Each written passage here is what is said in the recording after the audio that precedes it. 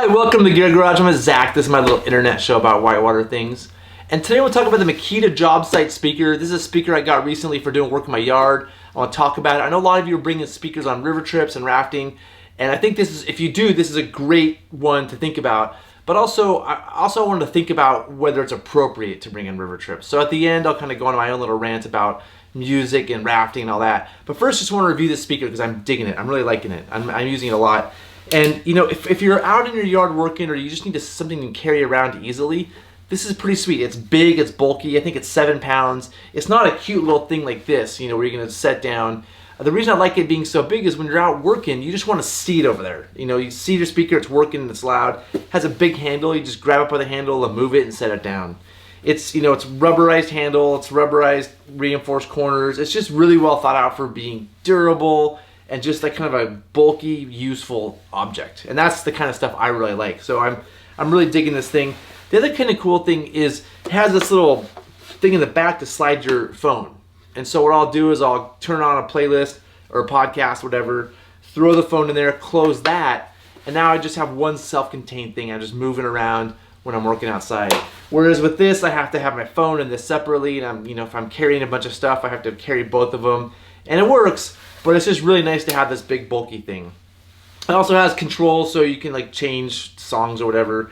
And it has some ports on the side which are really nice and thought out. USB port if you want to charge something off of this, which is pretty cool. An auxiliary in, so if you want to use the cord to plug in from your phone or whatever you want.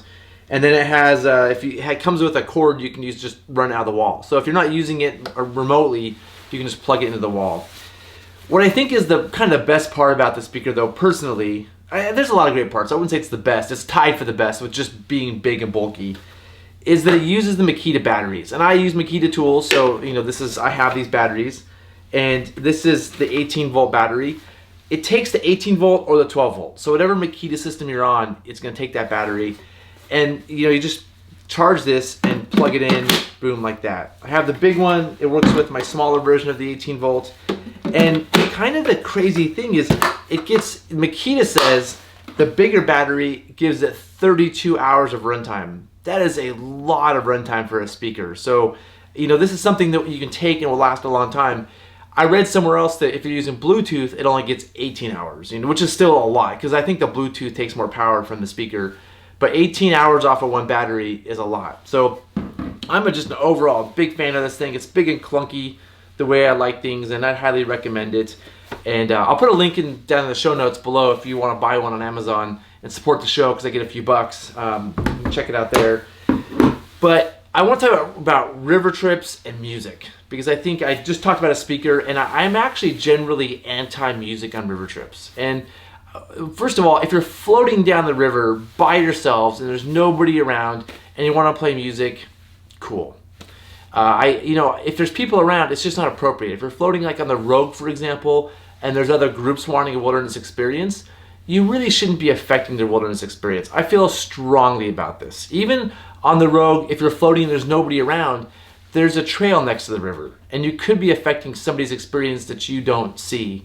Last summer, I was hiking up Huggins Canyon on the Rogue, and we were having a nice morning walk and just having a nice chat, and a single boat comes down just blasting music. And it was really frustrating to all of us that somebody was so insensitive. So I would just ask that if you play music on the river, which you probably shouldn't, but you just need to be especially vigilant about paying attention to other people's experience. And maybe just listen to the birds. We don't get to go on the river that much, and I would say, let's just enjoy that experience. But again, it's up to you. I don't want to be judgmental. I just want to give my thoughts. There's also camp. Sometimes it's really fun to have a fun atmosphere in camp, play music. I would just ask a couple things that you make sure in your group that everybody's cool with that. Even somebody who's shy and may not speak up, I feel like people go on trips to, again, be in nature, connect with people, and if there's music playing, although it may create a fun atmosphere, there's some people who it might take away from that experience, and that's really important to them. And they may not speak up, so it's important to get through to them, but also be wary of the campers near you. If there's a group camp near you, please don't affect other groups' experience. Again, every group wants something different, and because you want music, that shouldn't affect somebody else. It's just, I feel really strongly about this. So yeah, that's it for this episode on this speaker, which I think is super cool, and then reasons maybe you may not want to play music on river trips. If you have either thoughts about the speaker or one that you've used before, leave a comment. Or also, if you have your own opinion about music, I'd love to hear your stories out there. I feel like maybe you can say, hey Zach, no, it's super cool that I play music because I'm rad. Or maybe an experience where you're like, yeah, it was very frustrating when another group thought they were rad playing music and it affected my experience. I'd love to hear that. So that's it for this episode, and I'll see you in the next one.